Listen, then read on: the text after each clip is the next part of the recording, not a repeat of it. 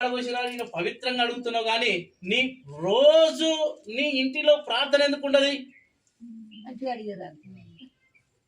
నేను అడుగుతున్నాను, మన ఇంటిలో ప్రార్థన కూడా అట్లా ఉండాలి కదా.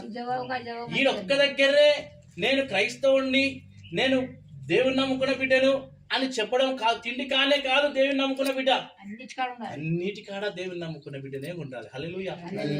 అంటే మన యొక్క జీవితాన్ని ఈ విధంగా ఉంటాయని చెప్తున్నా. మన విశ్వాసం అట్లా ఉండాలి. బలమైన విశ్వాసం, ఎక్కడైనా బలమైన విశ్వాసమే. ఇప్పుడు కోటర్ల కాడికి పోతే ఒక విశ్వాసము, సిగరెట్ల కాడికి పోతే ఒక విశ్వాసము, మందిరానికి కాడికి వస్తే ఒక విశ్వాసము, లేదా 10 మందితో కలిసి తాగితే ఒక విశ్వాసమా?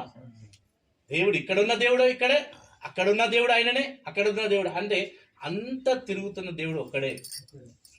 ఈరోజు చాలా మంది అయ్యా క్షమించయ్యా, ఈరోజు ఒక్కరోజే నేను ఇది ముట్టుకుంటున్నానయ్యా, మళ్ళీ రేపు నుంచి ముట్టుకోను ప్రభు.